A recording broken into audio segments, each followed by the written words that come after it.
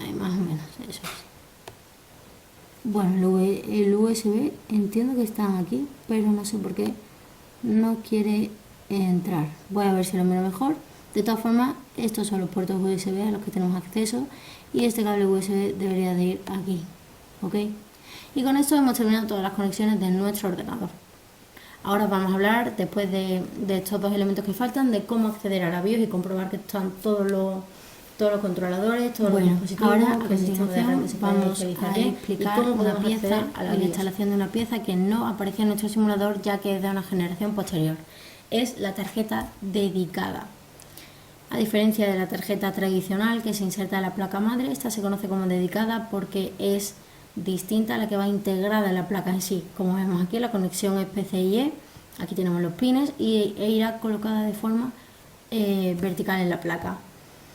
Vale, lo primero a tener en cuenta es el tamaño de nuestra torre y la capacidad de albergar una tarjeta gráfica, ¿de acuerdo? Al principio hemos visto que hay distintos tipos de chasis y de tamaños.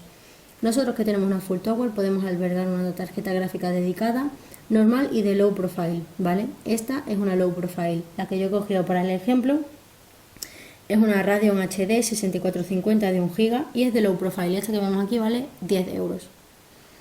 De acuerdo. La full tower sí que puede albergar esta tarjeta, ¿vale? La USDT, que son las torres pequeñitas compactas, no pueden albergarla y la SFF solo las de low profile. Pero las MT de tamaño medio y la full tower como la nuestra sí que pueden, ¿ok? Así que vamos allá. Lo primero es identificar el puerto PCIe en nuestra tarjeta gráfica y en nuestra placa madre para saber dónde tenemos que colocarla y hacerlo con mucho cuidado, siempre de no presionar fuerte, de no tocar los pines y de no dañar nuestro elemento.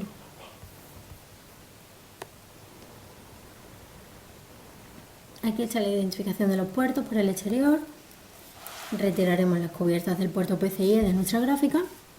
Y una vez hayamos identificado el puerto PCIe de la placa madre, vemos que al final tiene como una especie de pestaña que asegura la introducción y la fijación del puerto PCIe y del conector en sí dentro de este puerto y nos deja verificar que el bracket encaja correctamente porque cuando lo encajamos suavemente escuchamos un clic.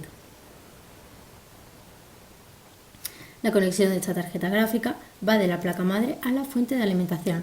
También añadir que es importante, hay que tener en cuenta que ciertas tarjetas gráficas, como esta, sobre todo las dedicadas, requieren una alimentación extra con certificado Plus, porque van a hacer a nuestro ordenador tener más capacidad, trabajar más rápido, a mayores volúmenes y por tanto va a necesitar más energía y va a producir más calor.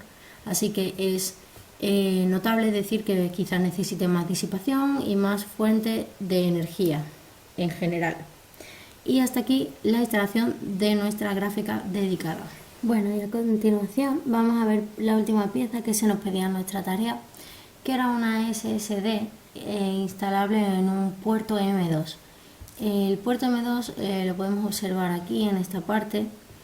Es un conector que consta de dos pequeñas piececitas. Esta sería el soporte del tornillo y la pestañita que estaría más aquí en esta parte, luego la veréis. Bueno, la SSD en M2 no se instala en bahías, sino en el zócalo de la misma placa base con el conector M2 y un destornillador de estrella, como vemos aquí. ¿De acuerdo? Estos son los conectores M2. Como veis, tiene aquí una pequeña pestaña donde se encaja la piececita en unos 30-35 grados angulares sobre la placa, sobre la placa base, y luego lo dejaríamos caer sobre este tornillito. Como veréis ahora, las piezas que van aquí encajadas tienen perfectamente la forma como para encajar aquí y dejarlas caer y que tengan la mueca para que quepan en el tornillo. Lo primero sería localizar los puertos M2 en nuestro zócalo PCI Express. Suelen estar entre la gráfica y el procesador, ¿de acuerdo? Normalmente el puerto M2 ya tiene instalado el tornillo, pero por si acaso sería bueno tener los tornillos que puedan encajar en la M2 para cerrarlo y así dejarlos bien puestos. Esto es nada, una simple representación de los tipos de tamaños M2 que podemos tener. que hay diferentes medidas, 2280, 2260 y 2242. Todas son de 22 milímetros de ancho, ¿ok? Lo que varía es el largo. Bueno, pues para el montaje de esta pieza lo primero que queríamos sería aflojar el tornillo del extremo o el que ya venga a la placa base y colocar la pieza en el soporte de esta zona, ¿ok?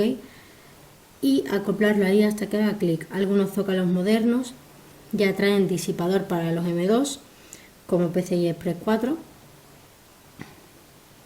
y colocaremos en la pieza y presionamos suavemente. Esto es lo que pasa cuando presionamos suavemente la pieza, que queda aquí y de ahí queda como levantada, como que parece que no se ha instalado bien, pero tranquilos porque tiene que quedar justo así. Una vez hemos colocado bien aquí en esta parte, la otra la presionamos suavemente con el dedito, ¿veis? Así como queda de levantada y cae justo a la altura del tornillo. Así que presionamos levemente con el dedo y atornillamos. Y ya estaría instalada nuestra SSD M2 en el puerto MM2. Bueno, y por último nos quedaría la comprobación de la BIOS. BIOS es un sistema que traen todos los ordenadores, un software, un programa que permite como un chequeo, como una comprobación general del ordenador, de todos los controladores y componentes integrados, de que funcionen bien, y también está encargado de inicializar el sistema. Esto lo hemos aprendido súper bien en clase, no nos queda ninguna duda. Y para acceder, una vez tenemos montado nuestro ordenador, solo tenéis que inicializar el sistema y durante la inicialización con Windows presionar la tecla BIOS establecida por el fabricante. Esto va a depender mucho pues del tipo de sistema operativo y del ordenador que tengáis. Podrá ser F10, F2, F12, F1 o la tecla suprimir. Si el arranque del PC es demasiado rápido, quizás tengamos que ingresar al BIOS desde la configuración avanzada de recuperación, que se encuentra en el menú de inicio de Windows 10.